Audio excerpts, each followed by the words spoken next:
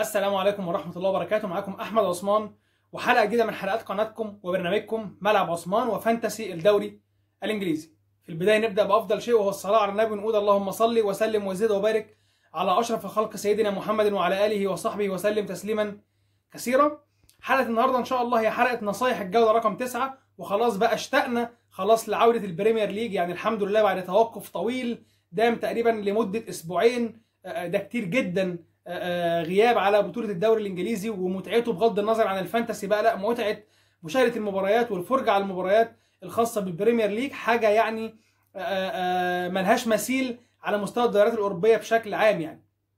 فالحمد لله خلاص عودة الدوري الإنجليزي يوم 1 أكتوبر، الجولة رقم 9. هنتكلم زي ما قلت عن نصايح الجولة التاسعة، أفضل الاختيارات، إيه النصايح اللي احنا إن شاء الله نمشي عليها ونبدأ ناخد بالنا منها، وزي هننور يعني النهارده كده في حلقة النهارده اكتر من لمبه عشان ناخد بالنا من حاجات طبعا في ناس مننا عارفاها وناس مننا مش هنقول مش عارفاها لكن مش واخده بالها منها او مش حاطاها في الحسبان. لا ان شاء الله الحلقه دي هتكون حلقه مهمه لكل طبعا الناس، سواء اللي عامل وايلد كارد الحلقه دي مهمه بالنسبه لك، اللي عامل الفري هيت برضه مهمه بالنسبه لك، واللي ما عملش ولا وايلد كارد ولا فري هيت واعتمد على التغييرات العاديه بتاعته برضه حلقه مهمه بالنسبه لك. بس وصلك الفيديو انزل اعمل لايك دلوقتي حالا، اللايك هو وسيله دعمك الوحيده للقناه، ولو مش مشترك في القناه اشترك وفعل زر الجرس على الكل عشان يوصلك جديدنا ان شاء الله اول باول. ويلا بينا نخش بقى في الحديث عن موضوع حلقه النهارده على طول عشان ما نطولش الفيديو. يلا بينا. السلام عليكم ورحمه الله وبركاته، مرحب بحضراتكم من جديد، يا رب تكونوا في وافر الصحه والخير والسعاده، واشوف حضراتكم كده ان شاء الله على خير دايما. متشكر جدا ل طبعا الدعم الفتره الاخيره من حضراتكم، يا رب نكون دايما عند حسن ظنكم، ومنتظر من حضراتكم دعم ان شاء الله الفتره اللي جايه باذن الرحمن. ونتكلم بقى عن حلقه النهارده وموضوع الحلقه على طول.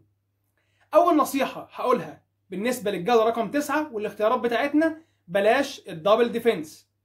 تاني بلاش الدبل ديفنس، الدبل ديفنس بلاش. شوف قلناها كم مره اهو. ليه الدبل ديفنس عموما انا مش من مدرسته، وبشكل عام هو سلاح ذو حدين، بمعنى ان انا لما يكون عندي حارس مرمى ومدافع من نفس الفريق او 2 مدافعين من نفس الفريق والفريق ده ما عملش كلين شيت، يبقى انا كده خسرت او اتخزوقت في ال2 مدافعين.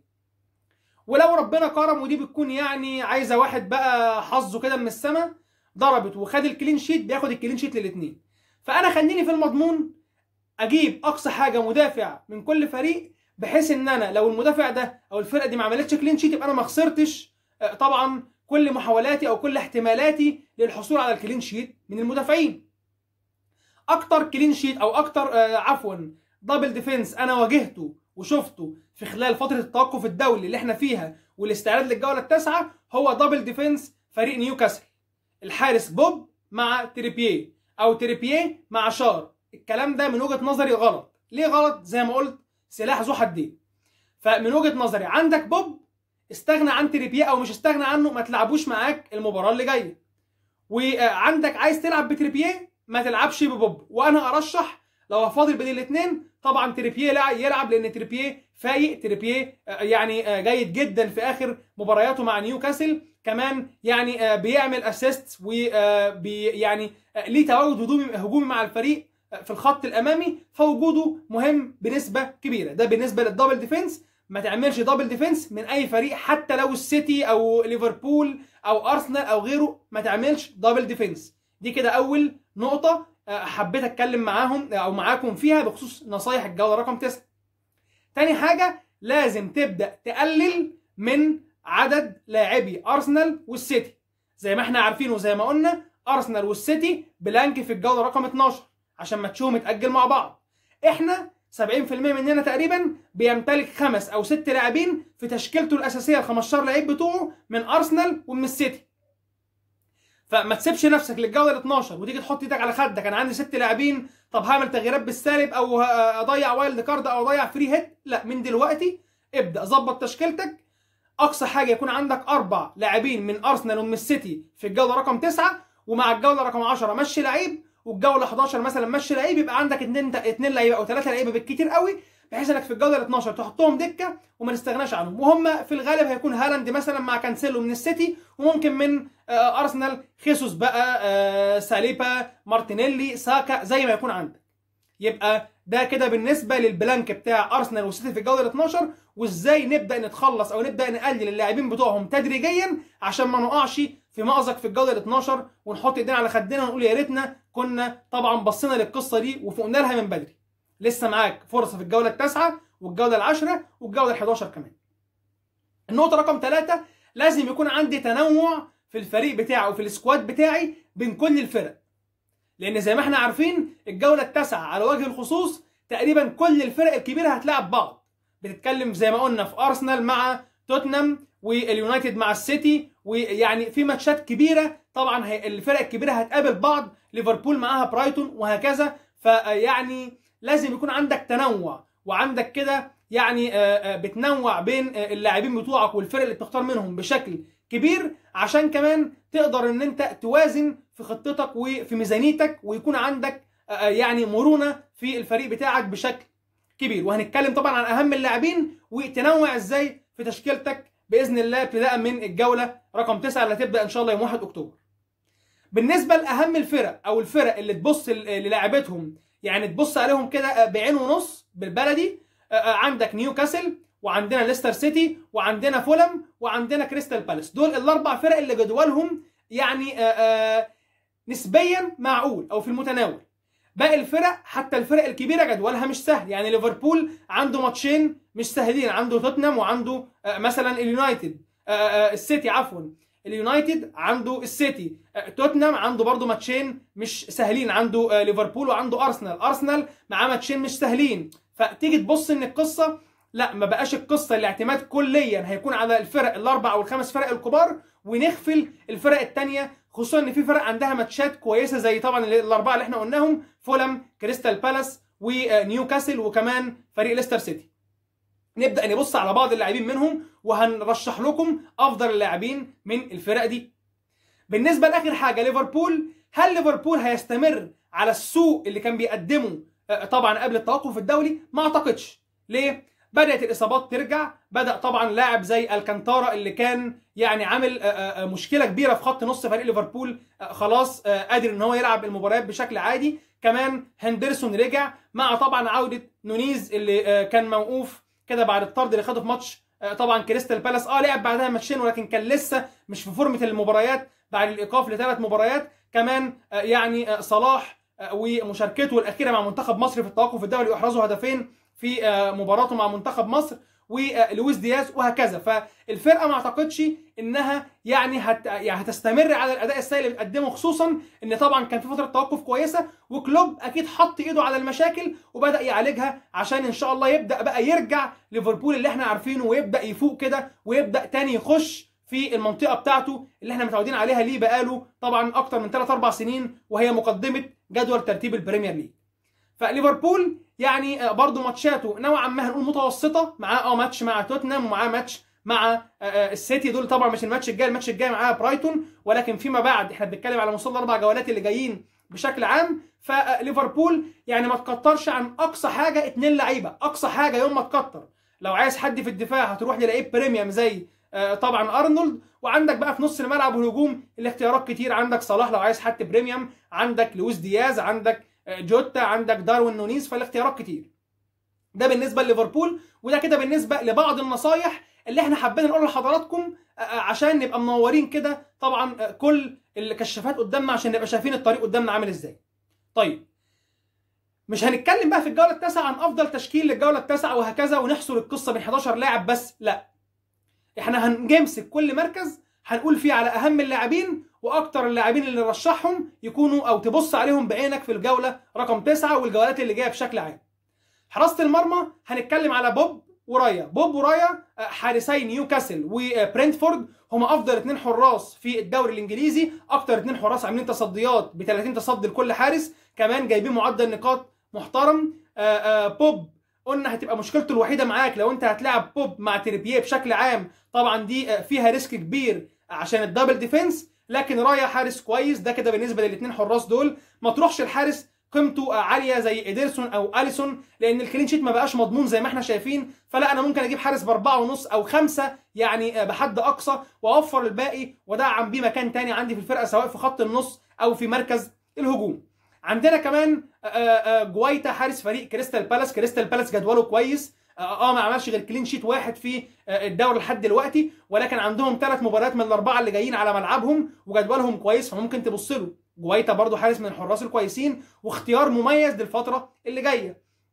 عندنا بالنسبه لليستر سيتي في وارد اللي عنده مشكله. طبعا ليستر سيتي انا ما انصحكش تجيب حارس من عندهم او الحارس بتاعهم، اكتر فريق داخل فيه اهداف 22 هدف تقريبا، اضعف خط دفاع.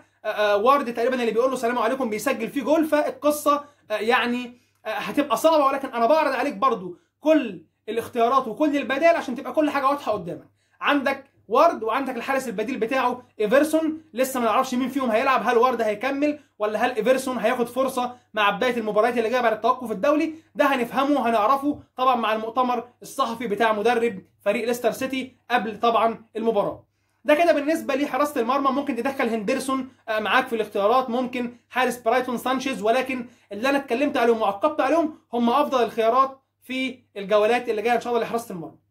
بالنسبه لخط الدفاع، خط الدفاع يعني هنقسمه كده، عندنا 3 لعيبه بريميوم زي مثلا كانسيلو، طبعا حاجه محترمه جدا، وعندنا كمان ارنولد، وعندنا تريبيه. دول تقريبا يعني كانسيلو وتريبيه موجودين مع الناس كلهم. ارنولد كان نسبه ملكيته عاليه، ولكن في ناس كتير اتباعته طبعا بعد المستوى السيء ليه والليفربول بشكل عام في المباريات الاخيره للليفر في الدوري الانجليزي، ولكن هيبقى الفتره اللي جايه اختيار كويس، خصوصا ان هو مريح، خد فتره راحه كويسه وما لعبش المباراتين مع المنتخب الانجليزي في التوقف الدولي، فخد فتره راحه وهدي كده، وان شاء الله هيبدا يرجع لمستواه المعهود باذن الله الفتره اللي جايه. فاتكلمنا عن ارنولد وتريبيه وكانسيلو. في كمان معاك ساليبا، مبارياته صعبه، ولكن ساليبا يبقى هو المدافع الاكثر حصولا على النقاط في فانتسي الدوري الانجليزي لحد التوقف ب 44 نقطه. وكمان معانا ريس جيمس مدافع فريق تشيلسي، وكمان معانا بيرزيتش مدافع فريق طبعا توتنهام. كل اختياراتنا بنبعد عن قلوب الدفاع، بنبص للاظهره عشان دول بيتقدموا،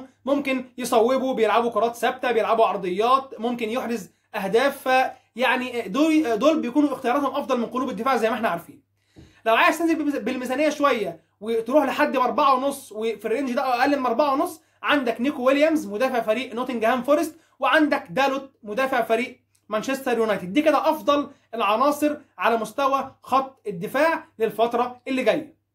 ننتقل الى خط الوسط، برضو في اختيارات كتير جدا. في 3 عندنا بريميوم، محمد صلاح اختيار مش بطال الفتره اللي جايه، وان شاء الله محمد صلاح منتظر فوق وهيرجع محمد صلاح يعني يدمر الدنيا وينفجر زي ما احنا طبعا منتظرينه. وفي سون طبعا اللي انفجر في اخر مباراه ليه امام ليستر سيتي واحرازه هاتريك. وعندنا دي بروين واحد من افضل لاعبي البريمير ليج لحد التوقف الدولي في نص الملعب، وهو طبعا يعني المايسترو بتاع فريق مانشستر سيتي. دول كده بالنسبه لل3 لعيبه البريميوم في خط النص. ممكن تجيب منهم لعيب، يبقى عندك 2 لعيبه منهم انت بقى، وحسب اختياراتك وميزانيتك حسب ما هتوزعها. في اختيارات تانية في نص الملعب، عندنا زاها طبعا قلنا ماتشاته سهله كريستال بالاس، وعندنا ميديسون اختيار كويس ليستر سيتي وهو نجم فريق ليستر سيتي، والاثنين معاهم طبعا اوبشن ضربات الجزاء سواء زاها او ماديسون. عندنا كمان اندرياس بريرا خط وسط فريق فولم اختيار كويس وسعره كويس برضو. عندنا انتوني لاعب فريق مانشستر يونايتد هيكون اختيار كويس مع راشفورد برضو، واحد منهم ممكن تبص له الفتره اللي جايه. عندنا جروس وماك اليستر لاعبي برايتون، ولكن بص على واحد بس منهم عشان انا شفت تشكيلات كتير فيها الاثنين، ولكن ماتشاتهم صعبه جدا الفتره اللي جايه، مش اسهل حاجه، فممكن تبص على لاعب واحد بس منهم، يا اما جروس يا اما ماك اليستر. وعندنا طبعا مارتينيلي وساكا الاثنين بتوع ارسنال، برضو بص على واحد منهم كفايه قوي. ولو مش عايز تجيب حد من ارسنال في نص الملعب وهتكتفي مثلا بمدافع مع خيسوس يبقى كويس جدا. ودي كده اختيارات نص الملعب مع لويس دياز لاعب فريق ليفربول. دي كده الاختيارات المتاحه او الممكنه انك تختار منها طبعا لاعبيك في نص الملعب، سواء زي ما قلنا هتعمل فري هيد او هتعمل وايلد كارد او كمان هتعتمد على التغييرات العاديه بتاعتك. ننتقل لاخر اوبشن وهو اوبشن خط الهجوم. طبعا لا مجال للحديث عن هالاند الكاسحه البشريه، وطبعا يعني اللاعب المدمر لاي خط دفاع زي ما احنا شايفين، احرز 11 هدف، هداف الدوري، بيجيب اجوال في اي حد لو فايق طبعا بيسجل ونسبه ملكيته عاليه جدا زي ما قلنا تتخطى 80%، فلازم يكون موجود معاك. نفس الكلام خيسوس. خيسوس عنده مشكله هقول لكم عليها، مشكلتين. المشكله الاولى ان هو بلانك في الجوله ال 12 زي ما احنا عارفين، وكمان متوقف على انذار. لو خد بطاقه صفراء في اي ماتش من الماتشات اللي جايه مش هيلعب الماتش اللي بعديه. وخيسوس برضه نسبه ملكيته تتخطى 70%، فبرضه اختيار يعني هنقول شبه حتمي لازم يكون موجود معاك الفتره اللي جايه.